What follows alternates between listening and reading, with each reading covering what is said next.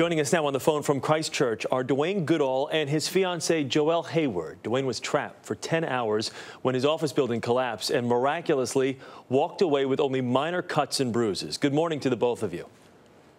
Good morning. Dwayne, you're at work. The ground starts to shake.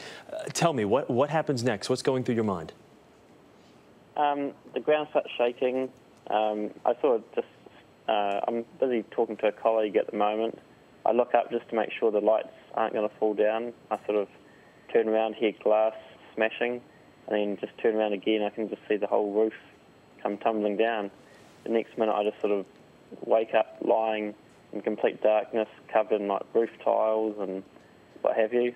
I just sort of think that, you know, I'm just covered in roof tiles. I'll be able to easily move, get up, and then just sort of wander out. But as I try, I realise I'm just covered in huge big slabs of concrete as well. Were you able to communicate with anyone at that point? I know you had lost consciousness briefly. When you regained consciousness, I mean, you said you're there in the dark. Could you communicate with anyone? How long were you there? It seemed like, you know, a couple of minutes, and once I sort of felt my way around to make sure I still had all my body parts and what have you, sort of felt around what was around me, what was sort of possibly going to fall on me, I just started shouting out for help, and could hear another couple of people sort of reply to me and could sort of communicate that way. Joelle, how scared were you after the earthquake? You tried to reach your fiancé. You couldn't get through to him. How tough a day was it for you?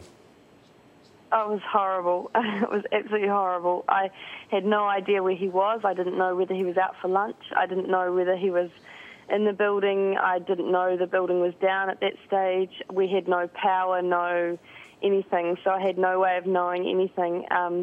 Everyone else had heard from all their family, and I hadn't heard from him, and so I obviously started to worry, and it was just the longest afternoon of my entire life. Let's fast forward a little bit. You're at the rescue site. You know it's been 10 hours, but you know that he is alive. When he finally emerges, I know the rescuers were able to get him away from the pocket that he was kind of trapped in, and he's on the roof, and you're able to see him for the first time.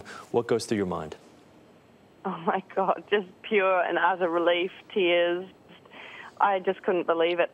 When you saw the building, you just looked at it and thought there's no way anybody could possibly come out of that alive. You know, it was just absolutely smashed. And to see him coming down in this crane, and he could see people waving, he didn't know who it was, but he just waved back, and he just looked fit as a fiddle apart from being white with, you know, a bit of blood and stuff, but he just looked, you know, it was just the most amazing thing, and I just ran and tackled him as soon as I could.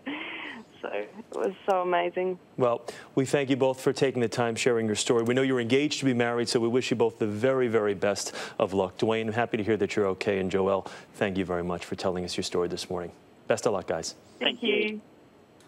It's one of the good news stories there, and we just kind of pray that we hear more of these over the next couple of days, because so many people are still unaccounted for there. I know. Oh, but it's so good to have that good news. Can imagine that moment when he looked down from the rooftop.